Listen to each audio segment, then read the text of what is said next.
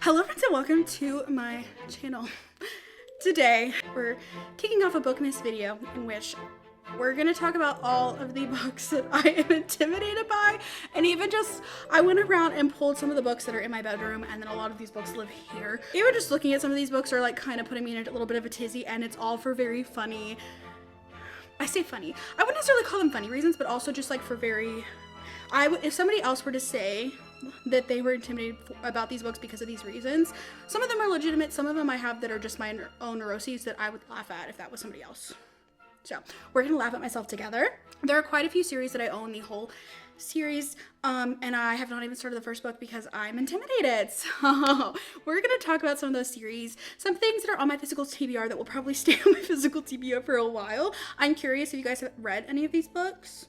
If you think that I'm going to just live, laugh, love with any of these books, if I need to get into any of them out, or are they also scary to you? Because I feel like a lot of these books are very popular books, some of them more so than others. I'm laughing thinking about this. Okay, let's just talk about these books that I'm intimidated by. I'm not entirely sure what day of Vlogmas we're on whatsoever because I'm pre-filming this it's currently like the second week in November, so when you're seeing this, hi from a little bit ago. However, how are we doing? Happy December. I hope you're having a good time so far. I hope you're enjoying the holiday season. I'm procrastinating so bad. Okay, let's get into all of the books that are on my physical TBR specifically because these are ones that I keep looking at in my head, as well as, physically, not just in my head. So let's get into it. I'm gonna start with the stack that I pulled from my room because that's a smaller stack than some of these other things. Some of these books you would have already seen. Collecting dust on my shelf, the amount of dust that's just about to fly is gonna prove to you how much I apparently don't dust, and also how much that these have been sitting here. So why am I so okay. So we're gonna start easy around a couple books that I just haven't gotten to yet that have been sitting on my TBR for a little bit longer than I thought they were, for a couple reasons. Number one, The Familiar. I am obsessed with Lee Bardugo's adult writing, and I feel like I'm really going to be obsessed with this, but I also know that this is going to be a whole moment for me, and I also don't know if I'm really ready for that moment just yet. So the moment has not happened, though it will, okay, eventually. Book number 2 of this rapid fire stack. I love Elsie Silver. Wild Love I liked. I didn't just absolutely love it like I have almost every other book of hers that I've read. I've heard better things about this one than I've heard about Wild Love, but I'm also scared that what if I don't like it? Because it's going to feel like a me problem, and I don't want to have that be a me problem because I love Elsie Silver. Okay. Don't at me with this one, or do and maybe actually make me read it at some point. I have owned this book for so long. I also have read 34 pages of it previously. So many people love this book so much. And I feel like I'm going to be one of those people that do love it, but also I'm scared. To that effect, there's one book that I wasn't going to talk about, but we're going to talk about it. And that book is Archer's Voice. Same reason everyone loves this book, and I just haven't read it, and I'm like, am I going to love it? I don't know, so I just haven't read it yet. Okay, and then 2 books that I bought in Nashville in literally February that I have not gotten to, Gothicana. Normal People. I feel like a lot of times when I hear a mention about Gothicana, people just laugh, and I don't know why they're laughing, but it scares me, and I would like to know why. And then Normal People. Sally Rooney is an author that I really want to try, and I've not tried it, but I know that this book will probably break me, even though it's under 300 pages. On Bookstagram sometime earlier this year, there was this quiz going around that was like, what fictional character are you? And it was this whole personality assessment of hundreds of book characters. I got matched with Marianne, and I don't know what that says about me, and I'm scared to find out, but I'm also intrigued, so maybe I'll read this at some point, but for now I'm just gonna stay intimidated. Okay, I've not started Binding 13. These books are so long and so chunky, but also people who have read them love it, and I want to know what they love. To follow up with that, I've read the first 2 books in Magnolia Parks. I have not continued on with the series, and I feel like I'm intimidated by it because multiple reasons. This writing style isn't necessarily a writing style that I generally go for, and it also is the most toxic, like frustrating experience, but I also kind of was into it. And I couldn't really tell, like I really liked Magnolia Parks when I read it, but I don't necessarily think about it a whole ton after. So I'm kind of like, do I continue on in the series? Do I not? I have the next two books, and I also kind of feel like I'm saving these for a rainy day when I do feel less intimidated by them, but for now I'm kind of like, I'm scared. Okay, I've got a couple books here. This stack is rather attractive. So this is kicking off the first. I'm gonna go very quickly. City We Became, The World We Make. I actually have a signed edition of this that I got during the after Christmas Barnes & Noble sale last year. I love urban fantasy. I feel like I could really like these books, but also they seem like smart urban fantasy, and I'm also kind of scared. However, this is by N.K. Jemisin. N.K. Jemisin is really proudly renowned to have been the author of a certain series that I also really have on my TBR that I'm really scared of. Here's the thing. I went through a phase last year where I was like, wow, I just am an epic fantasy girly. I love all of the big kid books. I don't know that I'm a big kid, but I also want to be a big kid, but I also feel like I could be a big kid on the right day.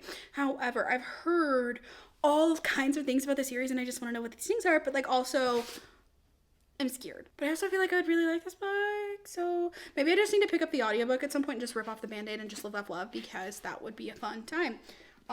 Now I really have to sneeze. But I do own all three of them because I found them at Second and Charles for... This one was apparently $8.95, this one was $3.75, and this one was $7.40.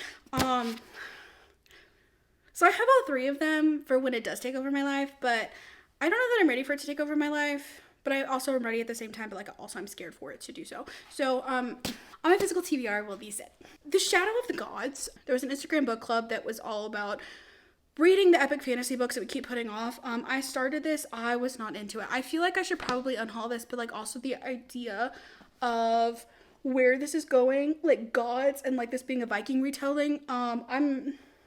I'm into it. I also got it at Book People apparently I think this label was created February 18 of 23, and I know it was about this time that I bought this last year because I did a work trip in Austin at that time. I also feel like this is a souvenir for Book People.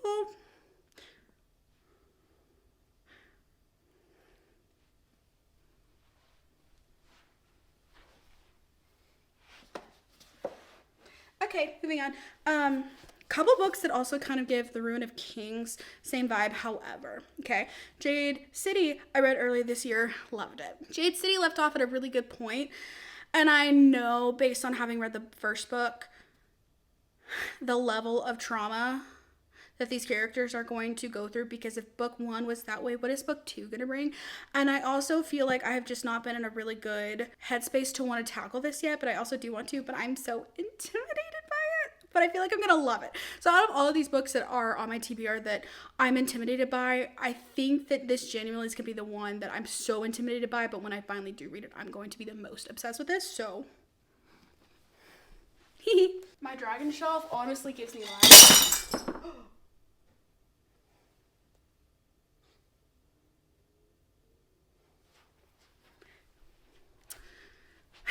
So that happened. I studied abroad in Spain, and it was the most incredible experience ever, but I got to visit a whole ton of beaches while I was there, and I collected all the shells and put them in a little Dollar Tree vase that had been sitting on the bookshelf, and I just knocked over said vase onto the carpet. So speaking of things that I'm intimidated by, that mess is one of them.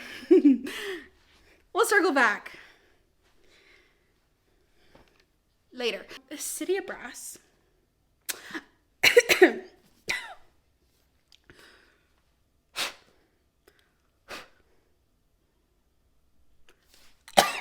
Good Lord. Okay, this sucker is dusty. I live in West Texas, and dirt do be dirty. Also, I live in a new construction area. The houses behind us have started to be built recently, and so there's just dust and dirt everywhere, and including here. So City of Brass. I went through this whole spree of watching TikToks when people were reading this whenever the Amina El Sarafi came out, and people were obsessed with this, and I also wanted to be obsessed with it. I feel like I'll really like this on audio, but I have the whole series, so I really should read it sooner rather than later. I also have the entire series of The Bone Shard Daughter because I I had been looking at this book for a hot minute and I was able to... Okay, no. Really? So I've been looking at this series for a long time and I think I had gotten book 2 at Second and Charles randomly, but they had never had this book 1 in hardback. And I had just watched, was it Zoran? She had posted a TikTok about how much she loved the audiobook. So I was really into it. And when I was at Barnes & Noble in Frisco for the Alexandra Bracken book signing that she did whenever Silver and the Bone came out. This is so cool.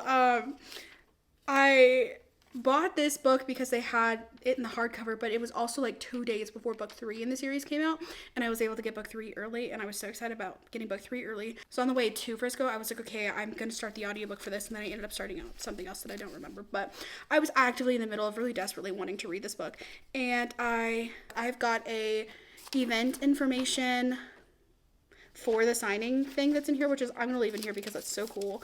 I've got a very expired coupon for $1 off any handcrafted grande beverage or larger. I have a receipt for when I bought The Bone Shard Daughter and The Darkest Legacy, which I did have Alex sign. However, this receipt is from,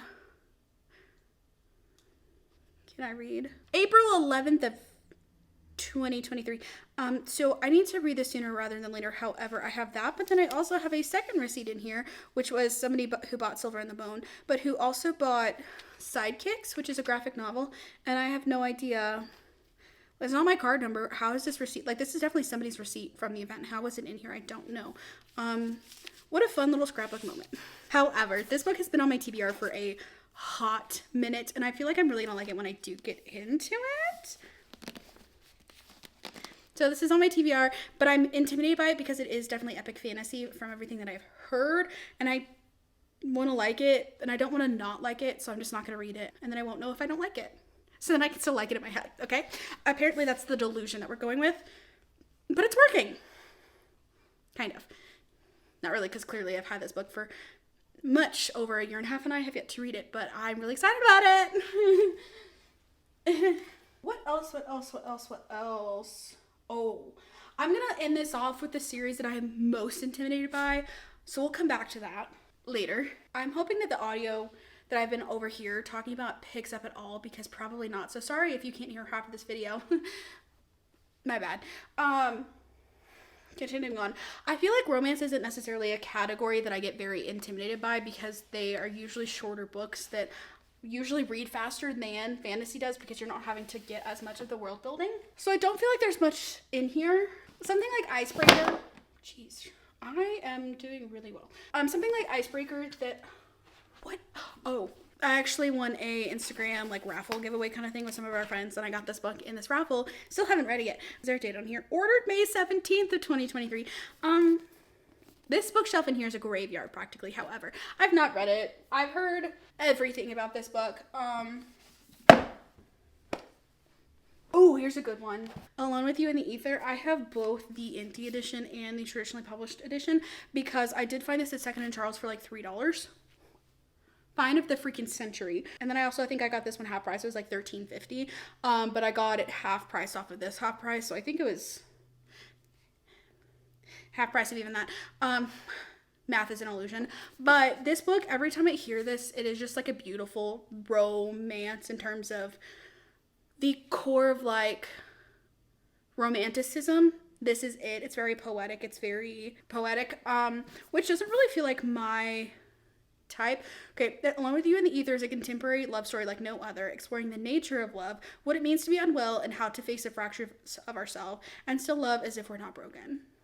Do I feel like that is a series that would really connect with me? Yes. Do I need to read it? Yes. Am I scared of it? Uh-huh. So that's there. Ooh. Okay, I'm gonna pan you up to the shelf here. We're just gonna, literally everything on this top shelf up here. Oh, okay, so we have everything from Name of the Wind to The Bone Season, which I really want to read. Priory of the Orange Tree, I have read and DNF'd. Day of the Fallen, we talked about this in my unhaul. I still have it, and I still am intimidated by it, and I still kind of want to read it, but it's here. Empire the Vampire, I do actually currently own the audiobook for this. There we go. I do own the audiobook for Empire the Vampire, and I feel like I'm going to be obsessed with it. But it is kind of intimidating, and it's there. Okay, the book, Nevernight, I'm also feeling like I'm going to really like, but I'm also intimidated by it. I did, at Second and Charles, find the Illumicrate edition of Way of Kings Part 2. So I don't have part 1, but like the Way of Kings, I've had the Kindle editions for a hot minute, and I would really love to read them, like aggressively so, but they're 14 million hundred pages long. So we'll see if I ever read these, but they are very much so intimidating. And it really pays off to be tall sometimes, which, in case you're wondering, I'm not. I am 5 feet tall. So that doesn't help in situations like this where I'm literally tippy-toeing. Mistborn. Let's talk about my Brandon Sanderson journey for just a segundo. I read Mistborn, I want to say at the very end of last year. I slowly had started reading book 2 of Mistborn, which is The Well of Ascension. I did not love The Well of Ascension. Okay. I just didn't care about it very much, so I DNF'd Well of Ascension. I feel like I was in the wrong, it could have been right book, but completely wrong time. I was not in the headspace for a fantasy like that. So I feel like I would still like to revisit that book at some point. However, Brandon Sanderson and I have an interesting relationship because there are some books that I have read by him that I've been book that I've been absolutely obsessed with, and then others that have been like, okay, fine. In particular, Emperor's Soul, one of my favorite books of all time, and it's just a teeny tiny little novella. So just like my brain was cooking. Like, it genuinely was one of the most interesting and compelling and unique books, and it was a novella that I've ever read. So would really recommend Emperor's Soul if you haven't already read that. That was technically the first Brando Sando that I read. Love that as a starting point. Well, I think I read Mistborn before that, technically, but I have since now read Warbreaker, I have read Tress, I have read technically the most of Well of Ascension. I think I got like 60% of the way through. Is that it? I have not loved any of those. I really did, out of all of those, Warbreaker, definitely so. I think Tress was good, but it wasn't really a me book necessarily. I thought it was okay at the end of the day. Like, I liked it, but it wasn't something that I would want to reread or would go out of my way to recommend to somebody. But I could see how certain people, that would be something that they would have that connection with that book. Kind of the same thing with all of his books. I feel like there are people that would like them, but I haven't really been that person yet. And I want to be that person, but I'm not really there. So really, it's starting to get to the point where anything Brando Sando intimidates me in general that I haven't already read. Like Elantris, I specifically ordered the white UK covers of Elantris and of Warbreaker, and technically all of Arcanum Unbounded, because I loved these books. Is this bookmark in the end of Emperor's Soul? No, this bookmark is actually in a place it's at the 11th Metal, which is technically allowed to be read before the original Mistborn trilogy, which I want to read this novella, but I haven't yet. But this is all kinds of novellas. There's so much Brando Sando like lore. It's insane, which I feel like that would be something that would be fun to get into, but I just haven't had it yet. I want to say I read like the first 30 pages sitting in a Barnes & Noble like 2 years ago maybe, and I was really into it. But then I had seen some reviews saying that because this is one of his earlier books, it's not the best of his books, and you should start other places if you're looking to really like the books. So I did that, and I don't know that that's really worked for me. But Elantris specifically, and then all of the unread Brando Sando that I've not read, is on the intimidation list. And I own so many of them, like, that, you can't see Arcanum Unbounded, but then I've got Elantris, Warbreaker, the first 3 books in Mistborn, Tress, Way of Kings. I also own the Kindle editions for, I want to say the first 3 books in Stormlight Archives.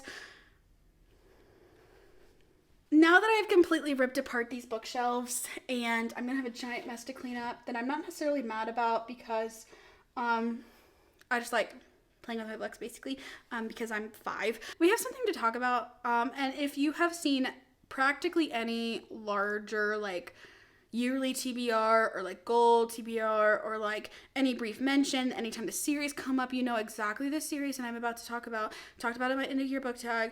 I've talked about it any given second that I can, talking about the book series that I'm intimidated by. Because, okay, we all know I'm seeing another book that's right next to it. Can we avoid this any longer? I think we can. Quickly, Project Hail Mary, because I hear all the people that love this book and I'm scared of it a little bit, but I also feel like the people that do love it like the Live, Laugh, Love kind of books, and this could partially be Live, Laugh, Love, so I'm hoping it'll be Live, Laugh, Love to a certain degree, so that's another book. Okay, last book, finally. I don't know why I'm like having heart palpitations every time I look at this book, because if you know anything about me, Red Rising is like one of my 6-star books of all time. Okay, I've read the first trilogy. Forever will have a special place in my teeny tiny shriveled up dead black heart. However, there's more in this series. More, sorry, that was a little violent, as if this series isn't violent. More being this terrifying stack that actually doesn't look that thick because these are all hardbacks. Now I just look like I'm being a baby. Nice. This terrifying stack of the last half of this series. So Red Rising takes place over, I want to say, the span of like 10 years. There's a good chunk of time that passes through the entire initial trilogy. And then there's like a 10-year break, and then you get into, what is it, Iron Gold first? Yes, Iron Gold comes first in the second installment of this beautiful, wonderful world. I will also give all of the hats off to Pierce Brown, because why wouldn't I? But also at the very beginning of every one of his books, in particular this one, obviously because we're looking at it, there is a dramatis personae. Basically all of the, because you know I'm really great at reading Latin, all of the people that were involved in the original series, because this series takes place what is it like? It takes place some time after, and some time is in like a good chunk of time after the original Red Rising trilogy, and kind of deals with the fallout from that series. So you have a lot of the same existing people, but then there's obviously new people. So you got the glossary of all the people, but then Piercy. He gives you, I can't say those words without spoiling it. Definitely don't look at this until you have, obviously why would you look at this until you've read Morningstar, being the last book in that initial trilogy. It's the 10th year of war and the 33rd year of his life. I love this series. I wish that was a dramatic reenactment of seeing this verbiage, but I cannot. Okay, so I literally just put my end of year book tag, in which I was like, things that I wanted to read by the end of the year. I said I was going to read this series by the end of the year, and then I didn't, and I don't think I'm going to. And now just reading that, I'm like, oh, what if I do? So regardless, if I have now posted this video and I've since started this book, you're seeing that the middle of November, this is my current thoughts. I'm so intimidated by this series because I have such an emotional tie to all of these characters that I'm literally just reading the briefest synopsis and I'm like tearing up. It is ridiculous. So if you've not read Red Rising, don't read it unless you want to be a mess. Which, like, I'm kind of a mess anyways, but this does not contribute in an insignificant manner to said mess. But what I really like about it is that it gives you basically a dramatic recap of everything that happened in the Red Rising initial trilogy to kind of like set you up for what we're doing right now, so that way you can go forward and deal with all of these pieces that have been broken and spread around. And now we're going to see if we can put things back together. Or are they even back together? Are we kind of in a mess? Who knows? I would know because I haven't read it. So of all of the books that are currently on my physical TBR, this book specifically because it is the first book in the second installment, but this whole second installment of this series, because Pierce Brown is known for taking his time to develop the absolute tomfoolery that these books are. Specifically, he took 2019 is when Dark Age was published. Lightbringer came out 2023. I know I've got some time before that heartbreak is kind of concluded, and I don't even technically know if the next book that comes out will that be the last book in the series. I don't know, and that's what scares me, because I know that if I sit on this cliffhanger for the rest of my life, it's gonna hurt. So part of me wants to just read it because I'm so like emotional about these characters. What if I just reread Red Rising? over and over and over and pretend that that's where the world ended, because that's what I've been doing thus far, just pretending that the world ended at the end. Well, not the world ended, but the happy ever after. And it wasn't even, Morningstar's left off with a lot of things that need to be concluded and like touched base on and further developed, which is why there is a second installment. But I kind of just pretend and gaslight myself in my head that that is the end of everything, and that's that. And then I don't have to be scared, because I am scared and also so emotionally connected to the series. Anyways, I'm babbling at this point because my heart rate, I assume, is like 300 degrees, because heart rate is told in degrees. Anyways, I'm very intimidated by these books. Please comment your most intimidated book or a couple of books down below, because I want to feel some validation and that I'm not so overly worked up about pure insanity, because I love reading, okay? There are a lot of books that I have really high expectations for, and because we are in the age of the internet, we hear so many things about these books. So sometimes you get worked up, and that's just kind of how it is. And sometimes those books, they do let you down a little bit, but sometimes those books become absolutely life-changing. And also, I'm kind of dramatic for no reason, so some of these books I just really need to read and just get over it. So regardless, I hope you enjoyed watching me panic for a good, I've been recording this for a good 35 minutes, so however long this video actually ends up lasting, I hope you've enjoyed this panic. Feel free to also panic with me in the comments down below. If you have made it this far, go ahead and leave a red heart emoji for Red Rising, because anyways, thank you so much for watching. Don't forget to like this video. Don't forget to subscribe to my channel. I hope you're having a great holiday season so far, whatever holiday it is that you celebrate. I hope you're celebrating it well and you're enjoying it and everything is level up for you. Anyways, thank you so much for watching this video. I hope you have a great rest of your day or night, wherever you are. I forget apparently how I end these, and I will catch you in the next one. I need to take a break.